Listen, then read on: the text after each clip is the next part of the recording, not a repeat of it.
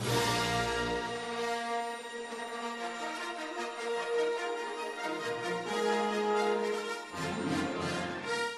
everyone, welcome back to Things Lucy Reads. I'm Luce and this is another Top 5 Wednesday video.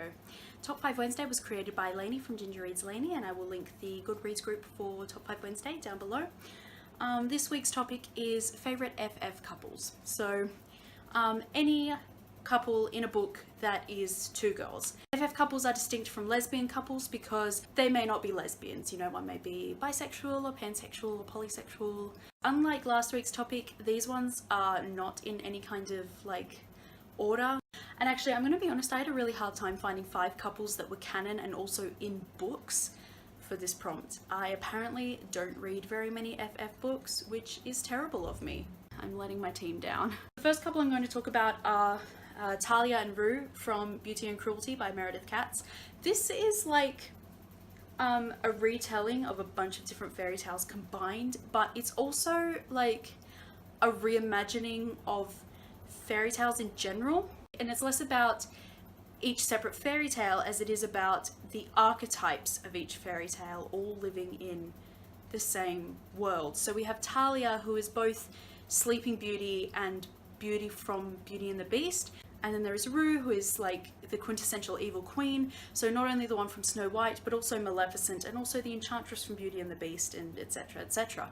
I really loved that their relationship went the way that it did. Like I was expecting it to happen, but it was just really nice to see them go from, you guessed it, enemies to lovers.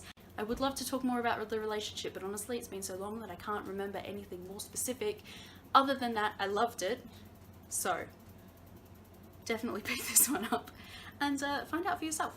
The next one I'm going to talk about is Celine and Claudia from the book Librarians by Pearl North. Their relationship was a little bit of a surprise to me.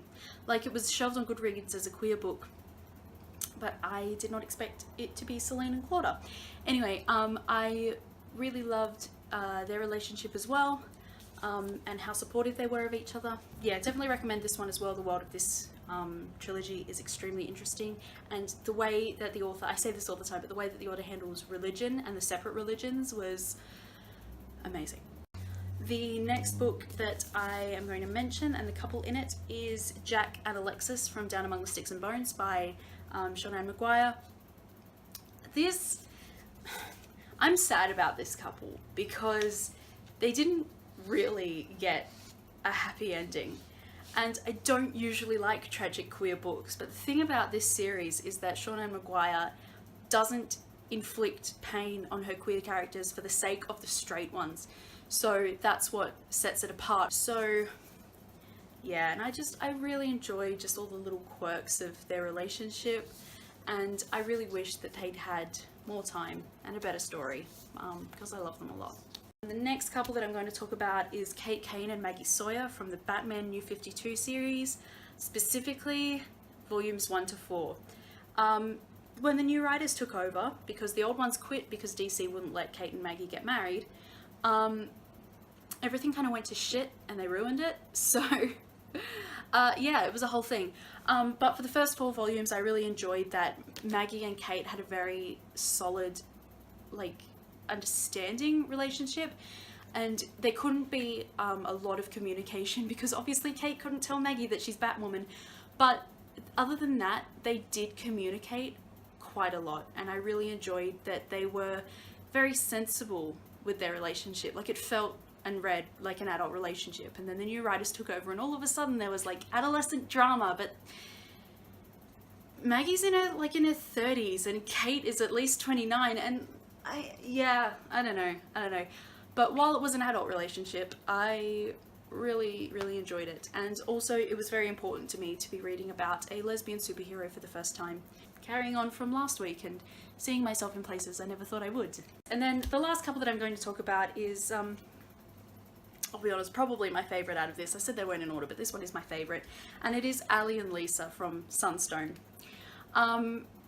Okay, so Sunstone is kind of weird. It usually gets described as like a BDSM erotica, but it's not, because the sex is mostly alluded to. Like, there's a lot of nudity and we see Lisa be tied up a lot and she wears like the kinky outfits, but we don't see the actual sex on the page. We see some foreplay sometimes, but not the sex. It's not porn is what I'm saying. And honestly, the series is more about Aly and Lisa's developing friendship and the way that that friendship develops into something more than it is about them having sex. I really enjoyed seeing the progression of their relationship. I've read the whole thing now.